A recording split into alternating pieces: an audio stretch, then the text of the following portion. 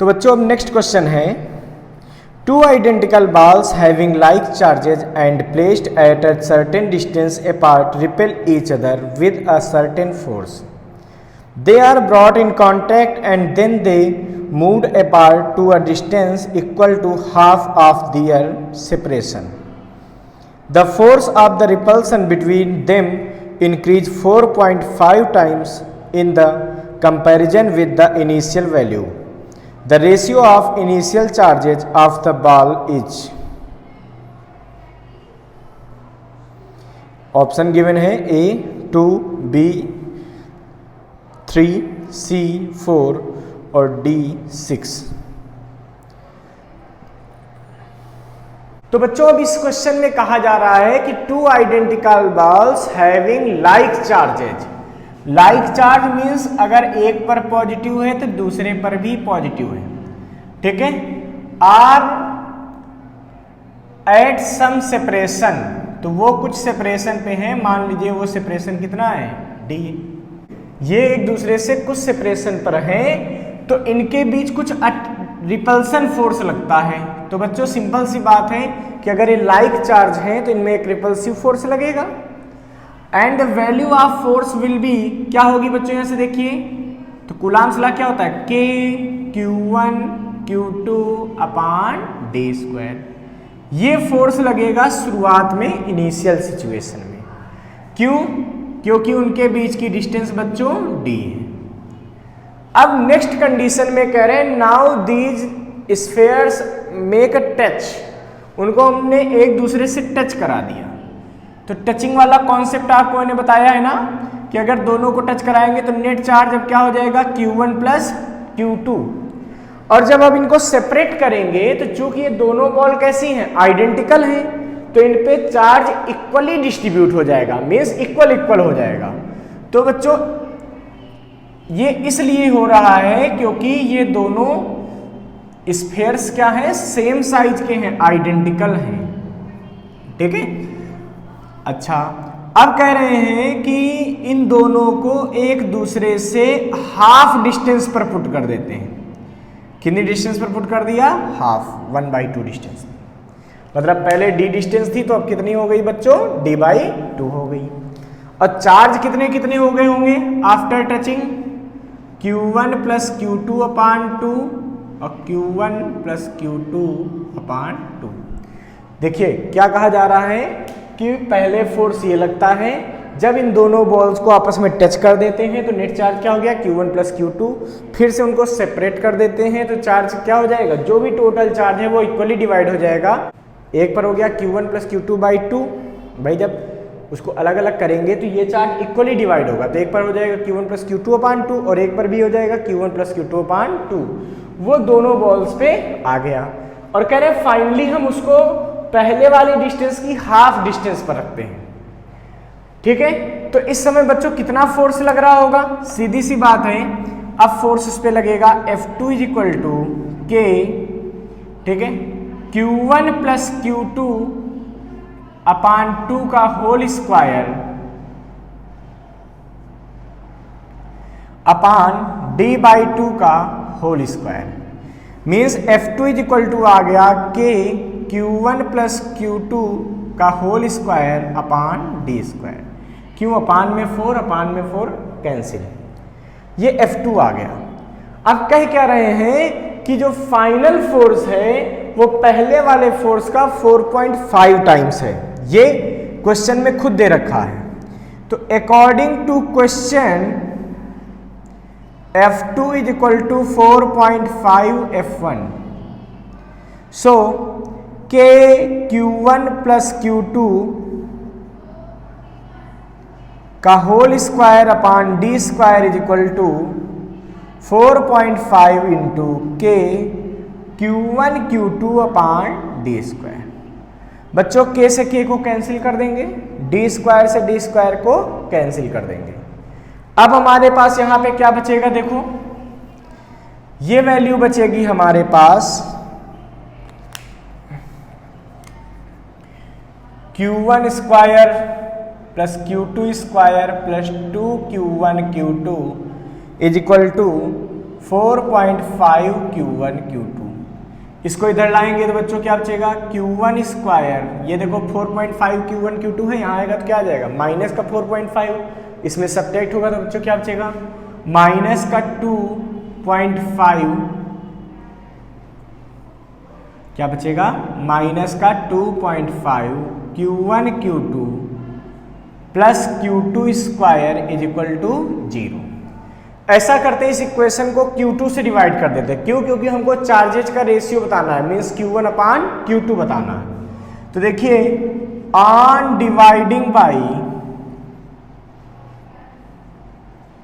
Q2 square what we get Q1 upon Q2 का whole square minus, जब यहां पे डिवाइड होगा तो क्या होगा बच्चों, Q2 से Q2 स्क्वायर से एक Q2 कटेगा तो क्या बचेगा, ये बचेगा 2.5 Q1 upon Q2 plus 1 is equal to 0। बच्चों जैसे कि इक्वेशन होती थी एक्स स्क्वायर माइनस 2.5x, वैसा कुछ दिख रहा है क्या? चलिए थोड़ा सा और आपको इजी कर देते हैं। तो हम सपोज कर लेते हैं कि Q1 upon Q2 is equal to x। तो ये इक्वेशन अब क्या बनेगी बच्चों, x square minus 2.5x plus 1 is equal to 0।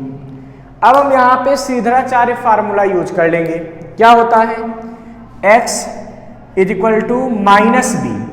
तो याद कीजिए ये ax square plus bx plus c के लिए वो इक्वेशन होती है। तो b की जगह क्या है माइनस का 2.5, तो माइनस बी की जगह ये क्या आ जाएगा प्लस का 2.5 प्लस माइनस रूट में b स्क्वायर, तो 2.5 का स्क्वायर कितना आएगा 6.25 माइनस 4a इंटू सी अपान 2 इंटू ए की जगह 1।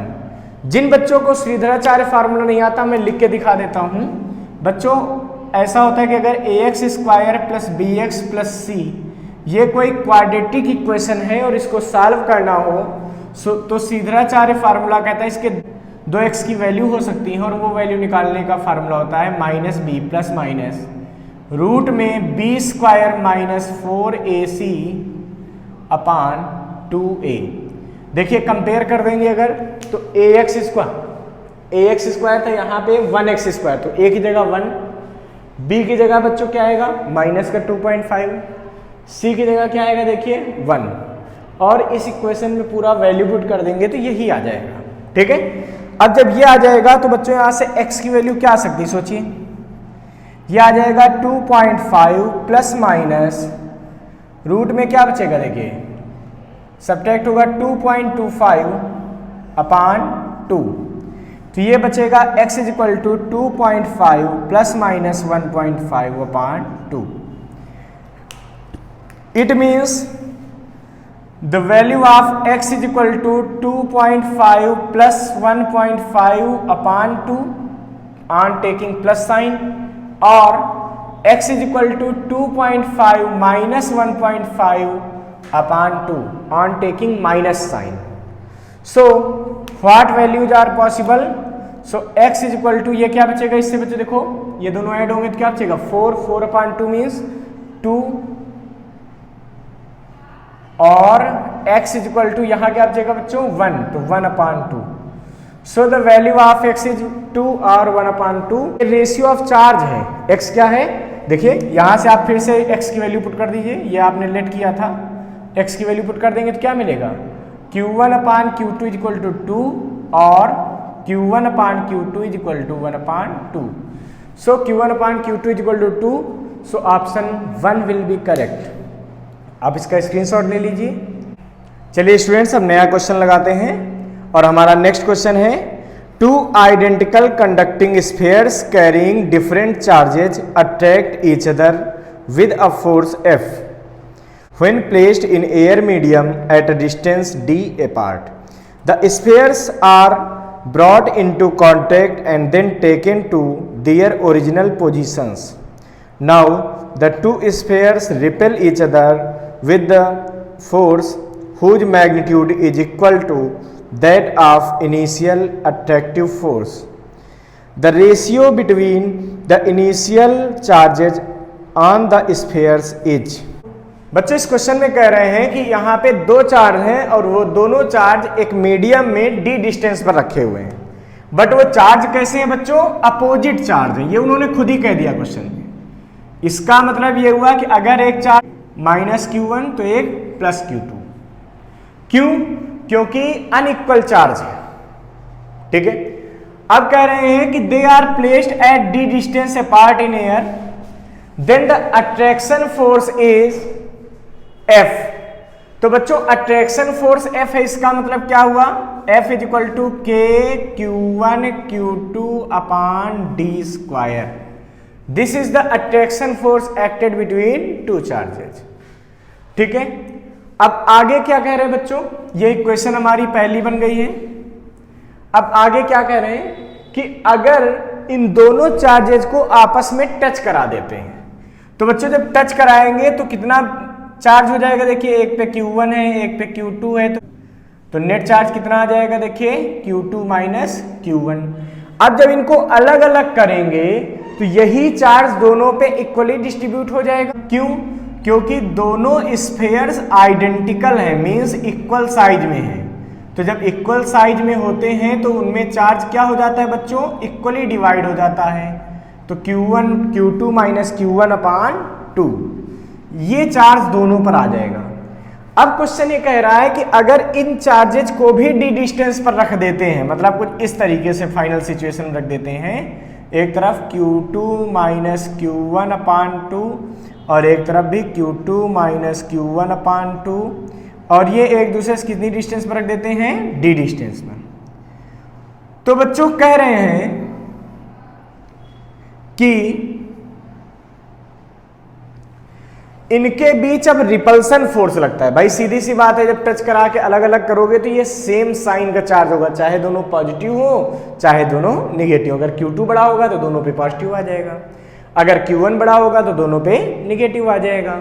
तो कह रहे हैं जब इनको ऐसे सेपरेट करते हैं तो अभी भी रिपल्सन फोर्स वही रहता है जो पहले अट्रैक्शन फोर्स था। इसका मतलब ये हुआ कि इस सिचुएशन में ये तो अट्रैक्शन पहले वाला था, कि इस सिचुएशन में जो रिपल्सन फोर्स है, ठीक है, ये क्या आएगा?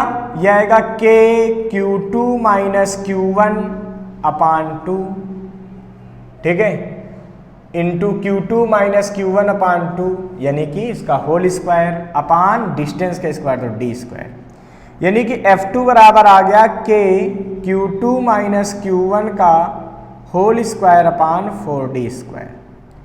और अकॉर्डिंग टू प्रॉब्लम ये रिपल्सन फोर्स इस अट्रैक्शन फोर्स के क्या है? बराबर है। इसका मतलब ये हुआ कि अकॉर्डिंग टू प्रॉब्लम F2 बराबर F1, ठीक है, F2 और F1 को बराबर कर दीजिए। क्या आएगा बच्चों? यहां से देखिए, ये आएगा k F2 की वैल्यू रखिए, q2 माइनस q1 का whole square upon 4d² is equal to k q1 q2 upon d²। बच्चों d² k से d² k इधर का कैंसिल हो गया, हमारे पास क्या बचेगा?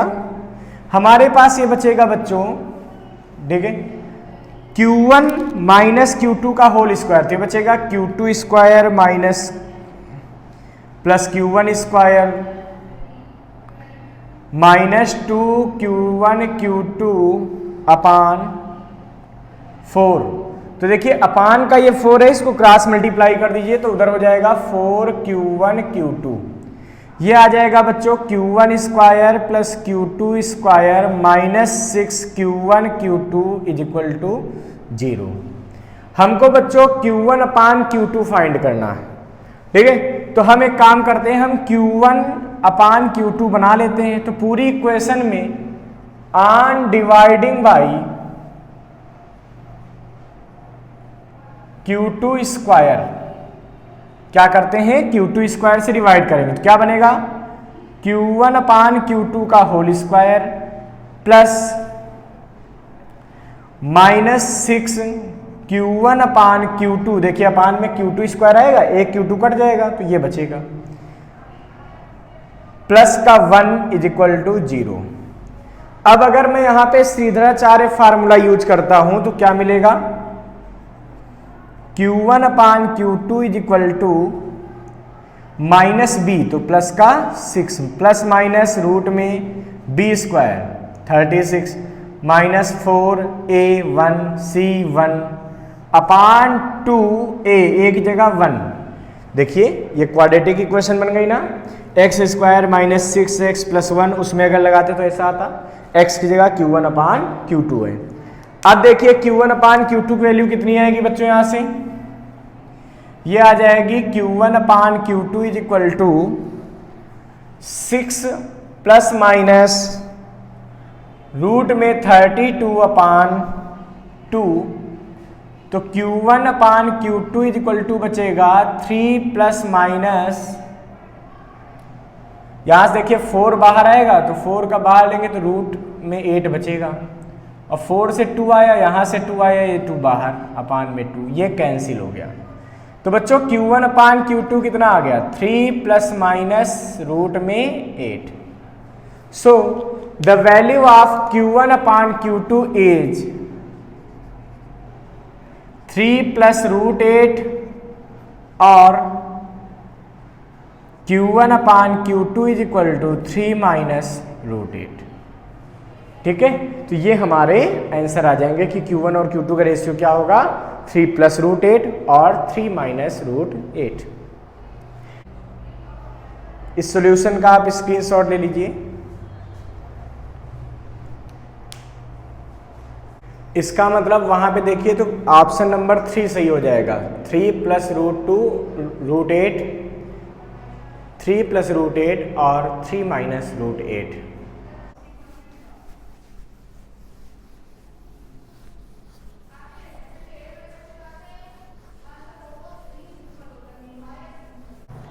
हाँ तो बच्चों हमारे पास नेक्स्ट प्रॉब्लम आती है। In the given figure 2 tiny conducting balls of identical mass m and identical charge q hang from non-conducting threads of equal length l. Assume that theta is so small that tan theta is approximate equal to sin theta. Then for equilibrium x is equal to, और ये आपको 4 option given है कि x की value किसके बराबर होगी। तो इस क्वेश्चन का कॉन्सेप्ट क्या होगा, तो हमसे क्या कह रहे हैं, 2 स्मॉल बॉल्स, ठीक है, 2 छोटी छोटी टाइनी बॉल्स हैं और वो एल लेंथ की थ्रेड से हैंग्ड हैं। ठीक है, किससे हैंग है, एल लेंथ की थ्रेड से उनको हैंग कर दिया गया। स्मॉल बॉल्स का मास m है बच्चों, ठीक है, इनका मास क्या है, m। कहा गया कि इन दोनों पर चार्ज Q है, जैसे Q चार्ज इस पर भी है और Q चार्ज इस पर भी है। अब हमसे कह रहे हैं कि अगर इक्विलिब्रियम में, मींस इक्विलिब्रियम में क्यों, क्योंकि देखिए वेट इनको नीचे लाना चाहेगा और इनका जो इलेक्ट्रिक फोर्स है वो इनको दूर करना चाहेगा। इलेक्ट्रिक फोर्स कहाँ लगेगा, बाहर की तरफ। क्यों, क्योंकि दोनों पर सेम चार्ज है, सेम टाइप का चार्ज है, दोनों पर पॉजिटिव चार्ज है, इस वजह से क्या करेंगे, एक दूसरे को रिपेल करेंगे। अब रिपल्सन की वजह से ये थ्रेड ऐसे हो गई है। अब कह रहे हैं अगर उस समय इनके बीच की डिस्टेंस x हो तो हमको बताना है बच्चों कि ये सेपरेशन कितना होगा, जबकि हमको एक हिंट दे रखा है क्वेश्चन में कि tan थीटा की जो वैल्यू है वो sin थीटा के इक्वल है। क्यों, क्योंकि थीटा बहुत छोटा है, इसका मतलब थीटा टेंड्स टू 0। इस इंफॉर्मेशन का हम यूज करेंगे। बच्चों देखिए, इसको सॉल्व करने के लिए सबसे पहले हमको ये समझना पड़ेगा कि किसी भी बॉल पे कितने फोर्स लग रहे होंगे। ठीक है, तो देखिए जो एक बॉल पे हम फोर्स लगाएंगे दूसरे पर आइडेंटिकल वैसे ही फोर्स लग रहे होंगे। इसका देखिए वेट mg तो हमेशा काम करेगा कहाँ, नीचे की तरफ। स्ट्रिंग का जो टेंशन फोर्स वो लगेगा, वो कहाँ लगेगा, दोनों तरफ से अंदर की तरफ। और जो इनके बीच का रिपल्सन फोर्स है वो कहाँ लगेगा, वो लगेगा बाहर की तरफ। ये रिपल्सन फोर्स कौन सा होगा, Fe इलेक्ट्रिक फोर्स होगा। सेम ऐसे आप यहां भी सोच सकते हैं कि इसका mg नीचे लगेगा, ठीक है, Fe इलेक्ट्रिक फोर्स इधर लगेगा और टेंशन थ्रेड का ऐसे लगेगा। चलिए अब हम किसी एक बॉल के लिए थोड़ा सा सॉल्यूशन करते हैं, ठीक है। हम मान लेते हैं बच्चों यहां से अगर ये एक लाइन ड्रॉ कर दें तो ये एंगल क्या है, थीटा। तो यहां से भी ये एंगल उन्होंने क्या दे रखा है, थीटा। और उन्होंने क्वेश्चन में दे रखा है कि जो tan थीटा है ये नियरली इक्वल है sin थीटा के। इस प्रॉपर्टी का हम यहां पे यूज करेंगे। चलिए तो अब आप देखिए पहले कि इस बॉल पे टोटल कैसे कैसे फोर्स लग रहे हैं। एक T लग रहा, एक Fe है और एक mg। हमको सॉल्व करना तो हम क्या करेंगे बच्चों, यहाँ पे T के दो कंपोनेंट कर लेंगे। देखिए अगर ये एंगल थीटा है तो ये वाला भी एंगल थीटा बनेगा, तो T का एक कंपोनेंट इधर जाएगा, क्या जाएगा, ये जाएगा T cos थीटा और एक इधर जाएगा क्या, T sin थीटा, ठीक है। देखिए T cos थीटा वेट के बराबर हो जाएगा, मींस T cos थीटा बराबर mg। क्यों, क्योंकि बॉल इक्विलिब्रियम में है, इसका मतलब अपवर्ड फोर्स बराबर डाउनवर्ड फोर्स, राइट में लगने वाला force is equal to left में लगने वाला फोर्स, ठीक है। तो इसका मतलब ये हुआ कि T cos थीटा बराबर mg हो गया। और देखिए T sin थीटा किसके बराबर आ जाएगा, ये बराबर आ जाएगा Fe के, ठीक है। Fe की वैल्यू आप कभी भी बाई कूलॉम्स लॉ फाइंड कर सकते हैं। भाई इलेक्ट्रिक फोर्स क्या लगेगा इन दोनों चार्जेस की, देखिए Q चार्ज है एक दूसरे से x डिस्टेंस पर, तो ये फोर्स क्या लगेगा 1/4πε0 Q1 Q2 यानी कि Q²/x², ठीक है। अब देखिए क्या कर सकते हैं कि ये इक्वेशन फर्स्ट है और ये इक्वेशन सेकंड है। अगर हम सेकंड इक्वेशन में फर्स्ट से डिवाइड कर दें तो क्या आएगा, ये आएगा T sin theta upon T cos theta is equal to Fe upon mg, ठीक है। अब T से T को क्या कर देंगे, कैंसिल कर देंगे, तो साइन अपान कॉस क्या बन जाएगा बच्चों, tan theta is equal to Fe upon mg। देखिए हमको दिया है यहाँ पे कंडीशन में कि sine theta is equal to tan theta. यहां पे देखिए आपको हाइपोटेन्यूज पता है इस ट्रायंगल का, और इस ट्रायंगल का परपेंडिकुलर पता ही है यहां से यहां तक की डिस्टेंस। टोटल x है तो ये कितनी हो जाएगी, x/2। तो यहां से बच्चों हम साइन थीटा की वैल्यू निकाल सकते हैं, कितनी निकलेगी, परपेंडिकुलर x/2 अपान हाइपोटेन्यूज, हाइपोटेन्यूज कितनी है, OA मीन्स L। तो sine theta is equal to क्या आ जाएगा, x अपान L। और according to problem theta is very small, that is tan theta is equal to sine theta. तो ये value यहाँ पे tan थीटा की पुट कर देंगे, तो क्या आ जाएगी बच्चों, ये x upon L 2L is equal to Fe। Fe की वैल्यू पुट कर दीजिए, क्या है बच्चों 1/4πε0 Q² अपान x² अपान में mg। देखिए बच्चों हम इस 2 से इस 4 को सॉल्व करेंगे तो ये 2 आ जाएगा यहाँ पे, तो इधर बचेगा x³ is equal to Q² L upon 2πε0 mg। So what is the value of x, so x is equal to Q² L upon 2πε0 mg और इस पूरे की पावर 1/3, ठीक है। इसका मतलब दिए गए ऑप्शन में से पहला ऑप्शन हमारा करेक्ट हो गया कि x की वैल्यू क्या आएगी, Q² L अपान 2πε0 mg।